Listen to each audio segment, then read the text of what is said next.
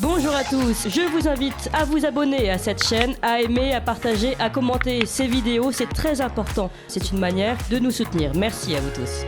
Bonjour mon père. Bonjour cher Corentin, merci vraiment de m'avoir invité à votre émission. Mais merci d'être avec nous ce matin. Alors on rappelle, vous êtes prêtre catholique, vous êtes notamment l'auteur de Au diable la tiédeur, de l'Évangile à cœur ouvert, pour une révolution spirituelle aux éditions Artege, et aussi de ce livre, donc Dieu se promène en clandestin aux éditions Robert Laffont.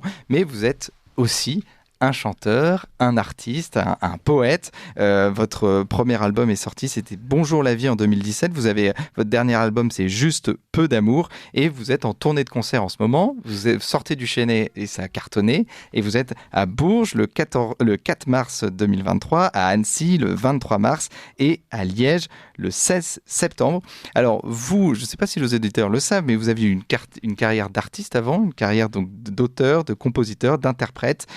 Vous vous produisez alors dans des cabarets, dans des pianos-bars. Et à l'époque, vous mettez une statuette de la Vierge Marie sur votre piano. Je suis très heureux que vous rappeliez ce souvenir. Et personne ne vous l'a jamais reproché. Oui, d'ailleurs, c'est la raison pour laquelle, moi, je ne crois pas du tout à l'athéisme. Il y a dans le cœur humain toujours une recherche plus ou moins cachée, mais réelle, parce que ce qui manque le plus au monde, vous le savez bien, surtout aujourd'hui on le voit, c'est cette espérance de savoir que notre vie ne se terminera pas dans une tombe, dans la pourriture. Et je crois que chez tout être humain, quelle que soit son idéologie, il y a quand même cette attente, cette espérance, même si elle est voilée, encore une fois, en espérant que les choses s'arrangeront avec le temps. Mais ici-bas, rien vraiment ne s'arrange, mais par-delà la mort, tout s'arrange. Alors cette petite statue que je gardais près de moi, combien de fois je l'ai tournée vers les personnes qui étaient là à côté de moi.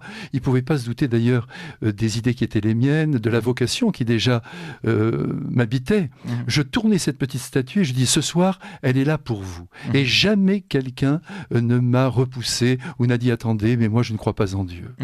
Oui, ce milieu artistique qu'on pourrait croire anticlérical, finalement, a plutôt bien accueilli cette statue, puis votre foi dont vous parlez aisément à ce moment-là. Oui, vous savez, quand vous n'êtes pas un professionnel de Dieu, ce qui était le cas à ce moment-là, maintenant je suis peut-être moins bien reçu par endroits parce que je suis le prêtre, on me voit avec ma soutane, donc il faut faire tomber tous les préjugés, tous les a priori. Mais lorsque j'étais à mon piano et que je chantais, eh bien là, évidemment, l'accueil était inconditionnel. C'est pour ça que vous, Corentin, comme beaucoup d'autres, vous avez un pouvoir immense pour pouvoir transmettre la foi.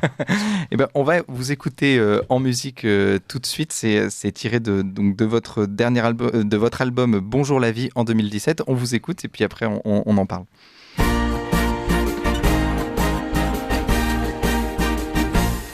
Un petit bonjour par-ci, un petit bonsoir par-là, ce n'est pourtant pas compliqué.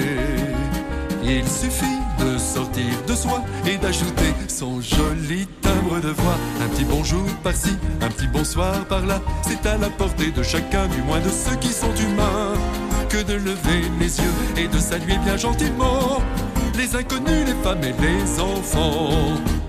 Dans la rue et dans tous les magasins, sous la douche et jusque dans le train, visage éteint et mine effondrée, aux écouteurs tout le monde est branché, dans l'ascenseur ou chez le boucher et dans les escaliers. Pas un bonjour monsieur, pas un bonsoir mademoiselle, et pour madame hors de question de faire du sel.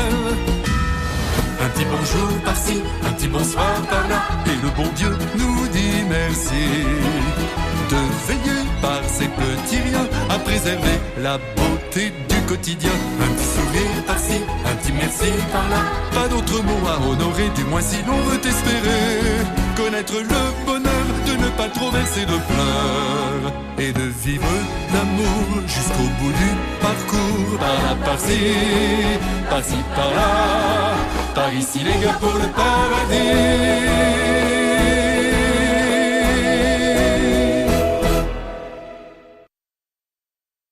Vous écoutiez Par-ci, par-là, donc de Zanouti Sorkin, que vous avez sorti donc un album en 2017. Alors, votre dernier album, c'est Juste un amour. Juste un peu d'amour. Juste un peu d'amour. Alors, la musique, pour vous, c'est un moyen d'évangéliser, d'aller aux périphéries, et en même temps, c'est pas un sermon qui est en chanson. Vous parlez des choses de la vie. Aussi, d'ailleurs, dans votre livre de Se promène en clandestin, c'est très important pour vous de parler des choses de la vie, de l'amour, de l'amitié, le don de soi, des choses qui parlent à tout le monde, finalement. Oui, parce que finalement, Dieu crée de l'intense, du beau, continuellement dans le monde. Il faut être capable de le voir et de le redonner, si vous voulez.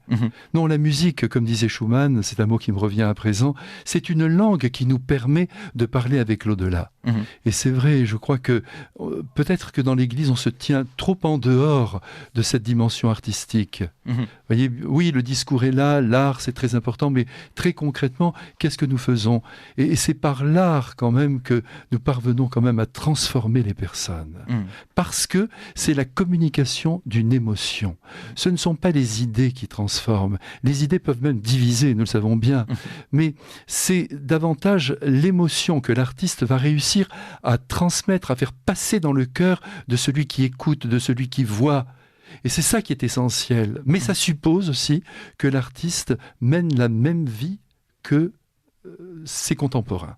Sinon, ça ne passe pas. Il faut qu'on soit touché, qu'on soit rejoint. Et c'est pourquoi je crois qu'il est important qu'un prêtre, mais je ne suis pas le seul à faire ça d'ailleurs, mais c'est important qu'un prêtre soit vraiment au milieu de la vie pour pouvoir en parler.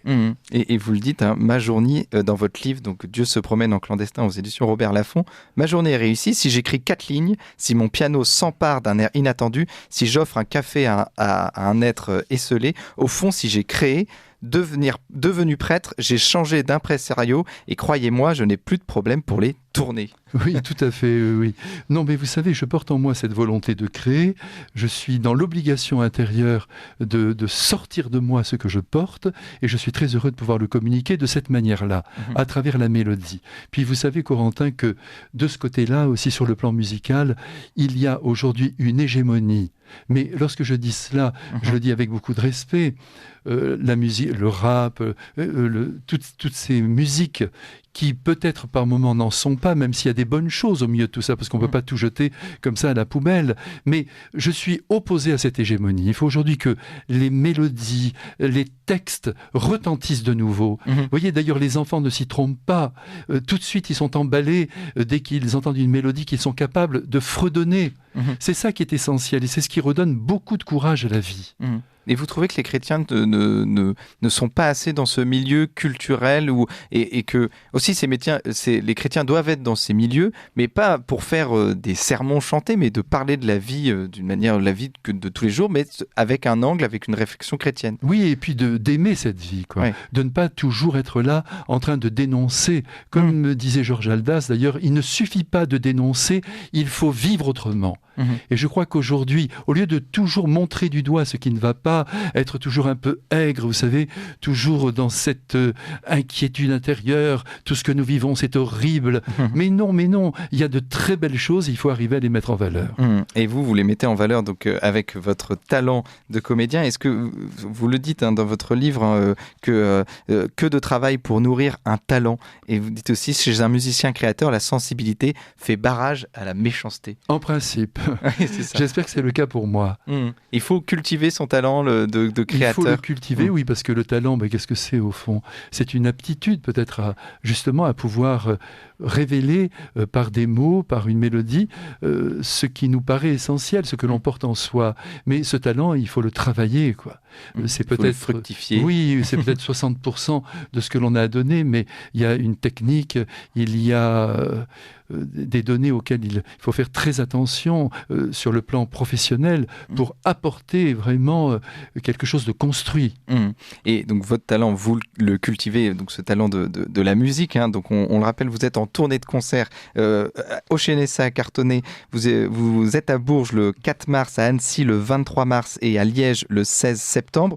Ça cartonne et puis vous êtes entouré de vrais professionnels. Ah oui, de grands musiciens. C'est un vrai concert professionnel. Exactement. Alors là, vraiment, je suis en admiration devant mes 6 musiciens qui ont accompagné les plus grands. Moi, je suis rien du tout à côté de tous ceux qui les ont accompagnés, de Charles Trenet jusqu'à Renaud, en passant par Johnny, tout le monde.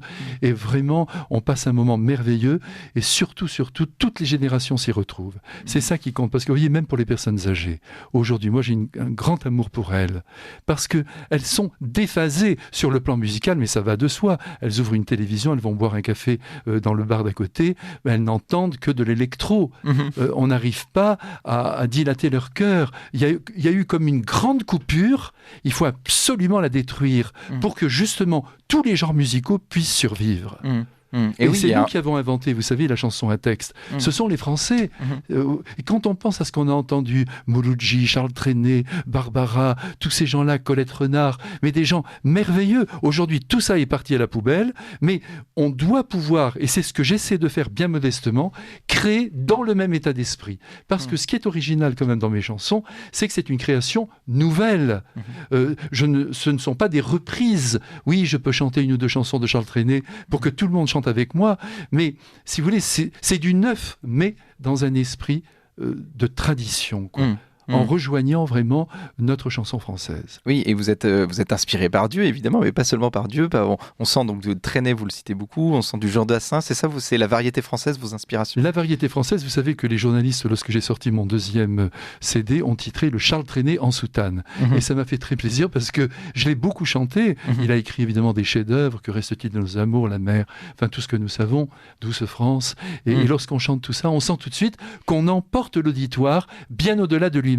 Parce que le but, c'est quand même de décentrer l'homme et de lui montrer qu'autour de lui, il y a quelque chose de beau, de grand qui est en train de se jouer. Et justement, décentrer l'homme, vous en parlez dans Dieu se promène en clandestin aux éditions Robert Laffont. Vous dites à un moment que le sapiens est constamment tourné aujourd'hui. Vous dites donc que le homo sapiens est tellement centré sur lui-même qu'il va jusqu'à s'attribuer la paternité de toutes les limites et de tous les soubresauts imposés par la nature indéterminée. Donc maintenant, l'homme est de son propre centre, c'est ça? Voilà, il est au centre et il s'imagine qu'il est responsable de tout ce qui se passe. Bon, nous en faisons beaucoup, c'est vrai, mais il y a beaucoup de choses qui ne dépendent pas de nous. Et je crois qu'il faut rester face à la vie comme des serviteurs bien tranquilles, en essayant d'avancer dans notre propre existence par la transformation de notre être, car c'est cela qui est essentiel. Nous ne transformerons pas facilement la société. Les choses ne vont pas bouger. D'ailleurs, vous voyez, toute la journée, toutes les actualités qu'on entend, et finalement, rien ne bouge vraiment. Oui, il y a un apport. Et puis, si des êtres veulent s'engager en politique, c'est très très bien, puis qu'ils essaient de modifier des structures qui sont déficientes, tout cela est parfait. Mais il revient à chacun de créer des petits oasis où il fait bon vivre, où on se régale avec nos goûts, avec nos passions. C'est ça qui compte. Et qu'on ramasse surtout l'amour qui est autour de nous. Parce que quand même, cet amour, il ne faut pas le perdre. L'amour qui est autour de nous, c'est vraiment ce qu'on ressent dans ce livre. C'est-à-dire que vous parlez vraiment du quotidien, vous parlez de vos pensées, ce sont des petites fioretti. Il y a aussi des aphorismes, donc c'est de petites réflexions. Des réflexions où là, qui nous laissent, si vous voulez, comme un petit malaise en nous-mêmes. C'est ça l'aphorisme. La différence entre l'aphorisme et la pensée, bon, c'est une réflexion. L'aphorisme nous met mal à l'aise. Par exemple, si je vous dis, le criminel a aussi de bons côtés. Alors, évidemment, si vous êtes le père ou la mère du criminel, vous serez d'accord.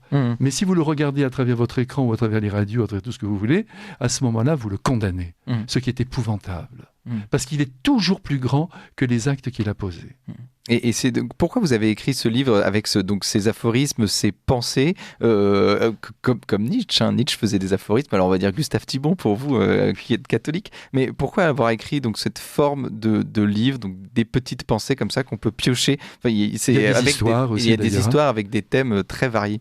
Bien écoutez, dans les années 80, lorsque j'étais à Paris, vous avez évoqué ce moment de ma vie où j'étais très heureux. Vous savez, là, j'ai davantage appris qu'au séminaire. Parce que quand vous vivez pendant 10 ans dans la nuit, je peux vous assurer que la nature humaine, vous la connaissez.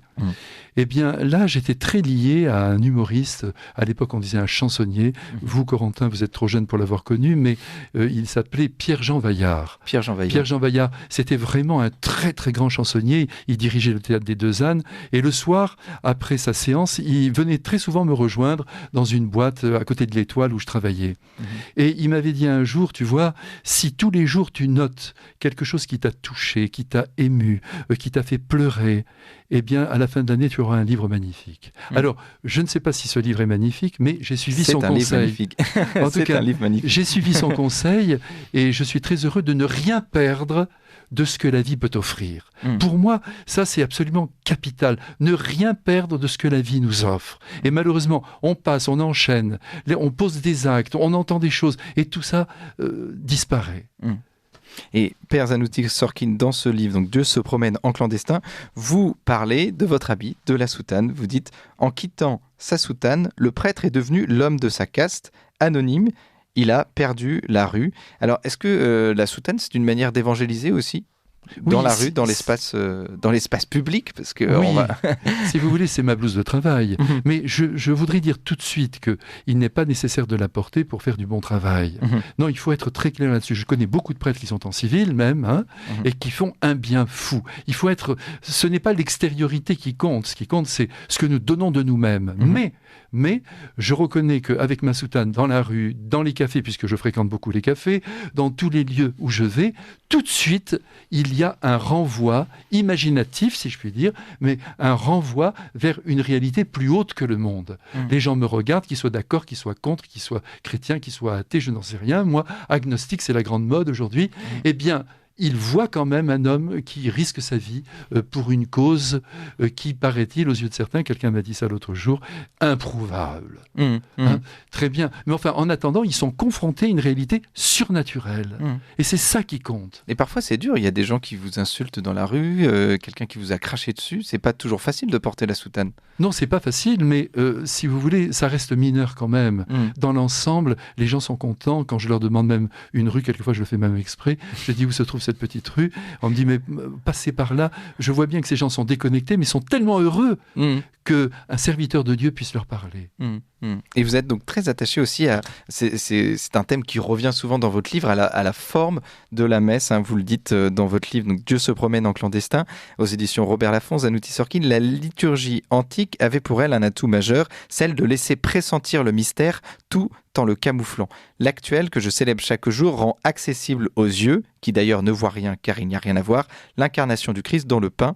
Si à la messe, le Christ s'offre, meurt et ressuscite, ce n'est pas le moment de le donner en spectacle sur les tréteaux de la banalité. C'est important ça pour vous, la forme de la messe ? Très important. Enfin, quand on dit la forme, vous savez que ce soit la messe d'aujourd'hui, c'est-à-dire la messe de l'Église, ou bien la messe de Saint-Pie V, après tout, entre nous, qu'importe que chacun se rende là où il se trouve bien, là où le mystère touche son cœur. Mais ce qui compte, c'est que la simplification ne soit pas un appauvrissement. Ça, il faut faire très attention. Et nous sommes au ciel pendant la messe. Le Christ s'offre et meurt et ressuscite. Il faut absolument que ce soit vraiment divin. Un moment, pendant 1 heure, vous êtes là, vous êtes transporté dans un autre univers. Vous ne perdez rien de votre vie, mais cette vie, vous la confiez à l'éternité. Et c'est ça qui compte. Alors, dans les 2 rites, mais il n'y en a qu'un, je ne sais pas comment il faut s'exprimer, maintenant on a du mal à comprendre, avant il y en avait 2, maintenant, 2 formes d'un même rite. Bon, bref, en tout cas, ce qui compte, c'est d'adhérer au Christ, sans oublier que l'Eucharistie est là pour nous rappeler que nous devons nous donner. Ceci est mon corps, ceci est mon sang. Je dois, avec mon corps, donc avec le mouvement de ma vie, me donner totalement comme le Christ. Ce n'est pas simplement communier, je communie pour me donner. C'est pas qu'une question de sensibilité. Donc le Christ est partout.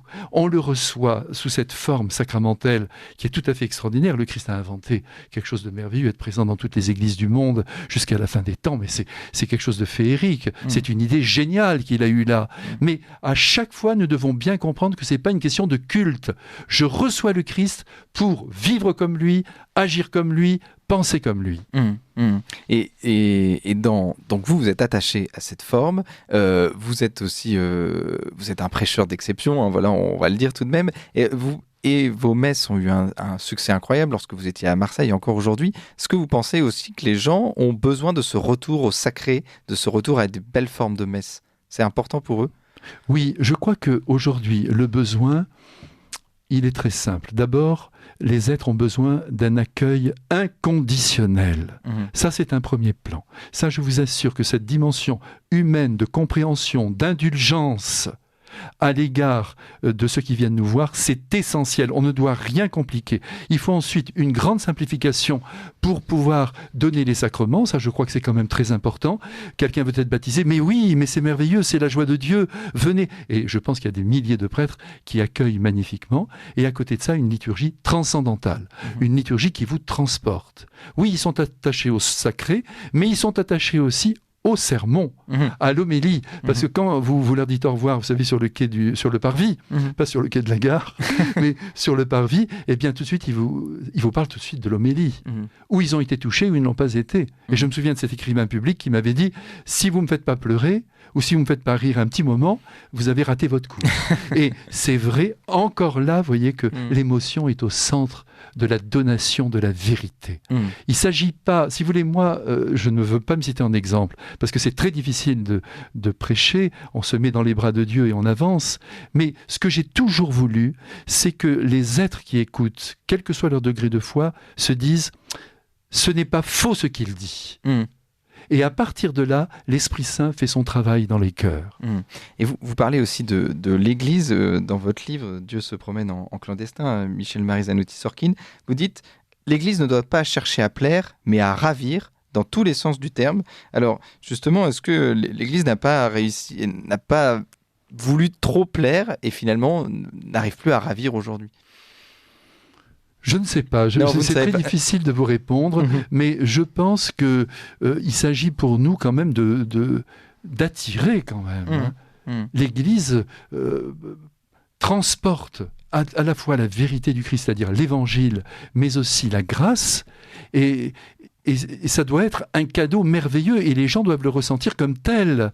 Donc il s'agit en effet de ravir, d'emporter sans rien imposer, il faut faire très attention à ça, et dans le même mouvement, de créer vraiment chez la personne un attrait. Justement, aujourd'hui, il me semble que le grand danger, c'est la perte de la médiation humaine. C'est-à-dire qu'on s'inquiète toujours quand un prêtre remplit les églises, on s'inquiète quand quelqu'un fait quelque chose d'un peu original, on s'inquiète toujours, on dit comme si Dieu allait se manifester, vous voyez, comme s'il allait tomber comme ça du ciel dans la conscience humaine. Or, toute l'histoire de l'Église est façonnée sur des médiations humaines fortes. Mais voyez, moi-même, je vais vous prendre un petit exemple de rien du tout. Si le commerçant chez lequel je vais n'est pas sympathique, même s'il fait des prix, même si c'est parfait, je n'y retourne pas. Pourquoi ? Parce que cette personne ne m'attire pas. On a beau dire, c'est Jésus, c'est Jésus, c'est Jésus. Non, mais Jésus s'est incarné.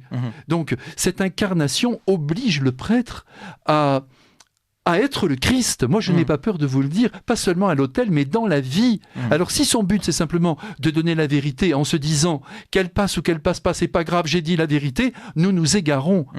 Vous savez que le Christ, et ça c'est quand même quelque chose qui me touche profondément, il est dit clairement dans l'Évangile que les pécheurs, les prostituées, venaient vers lui, rechercher sa présence. Ce n'est même pas lui qui allait les chercher. Oui, la brebis égarée, celle qui est complètement paumée, qui ne sait plus où se trouve l'amour, le bonheur, très bien.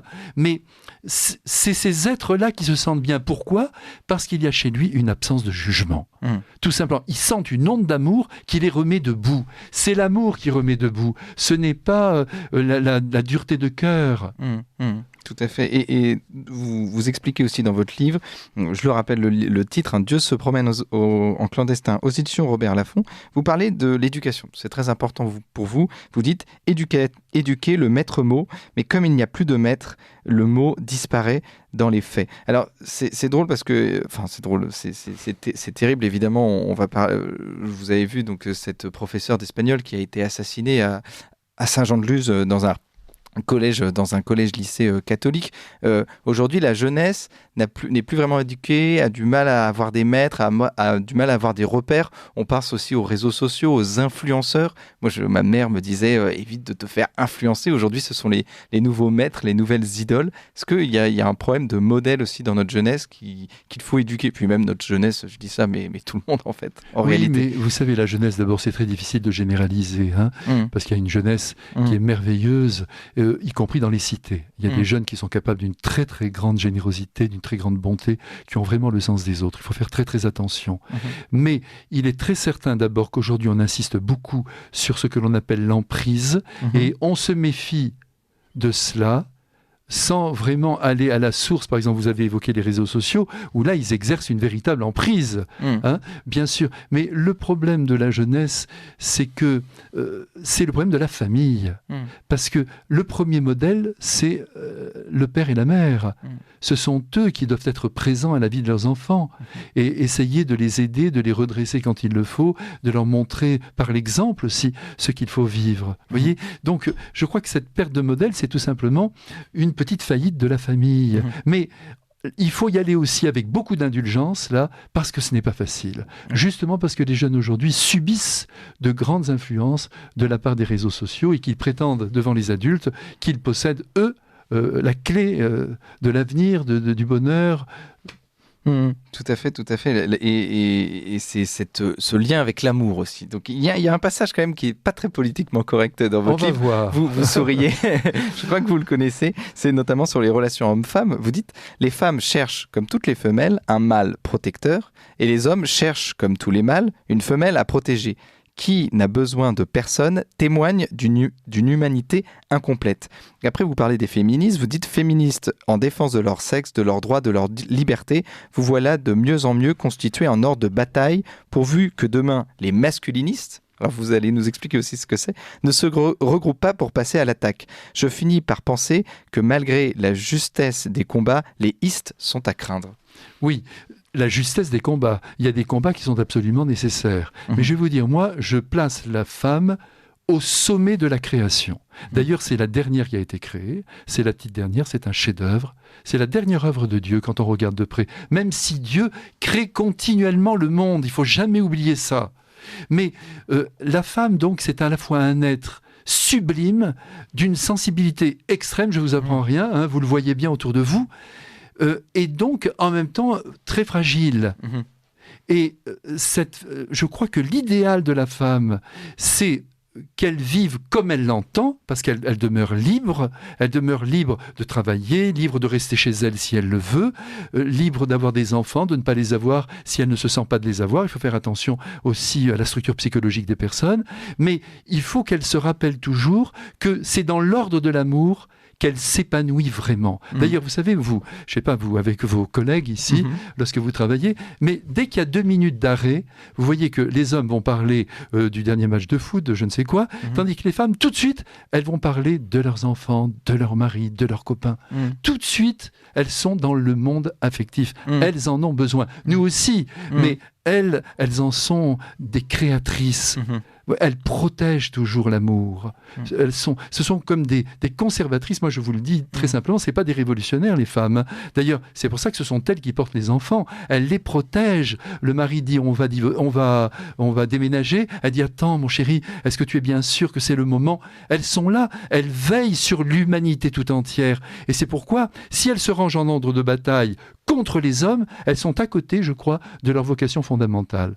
Quant aux masculinistes, ils risquent en effet de se regrouper. Vous savez que malheureusement, dans les périodes de crise, on sait que les hommes se rassemblent.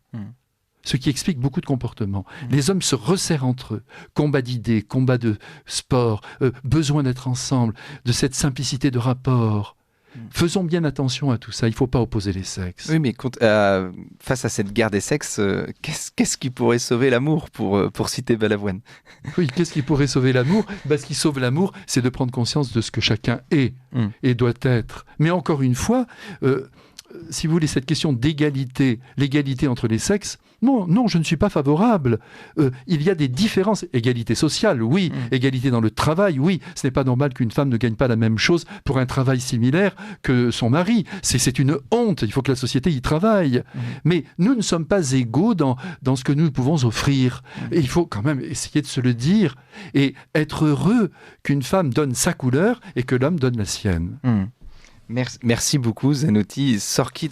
On rappelle donc que vous êtes en concert à Bourges le 4 mars, à Annecy le 23 mars, à Liège le 16 septembre, que votre dernier album Juste peu d'amour. Juste un peu d'amour. Il n'en faut pas beaucoup pour que tout change. Il n'en faut pas beaucoup pour que tout change. Juste un peu d'amour est disponible. Et votre livre Dieu se promène au clandestin aux éditions Robert Laffont. Je vous cite, avoir réponse à tout est la meilleure manière de répondre à rien. Et pourtant vous avez eu réponse à tout. Et vous avez pardonnez-moi. Vous avez répondu à tout aussi. Donc merci beaucoup, Merci à vous, cher Michel Corentin. Marie-Zanouti-Sorkin, et à bientôt, j'espère. Vous appréciez cette émission? Alors aidez Radio Courtoisie à en produire d'autres, en indépendance totale. Rendez-vous sur soutenir.radiocourtoisie.fr. Merci d'avance.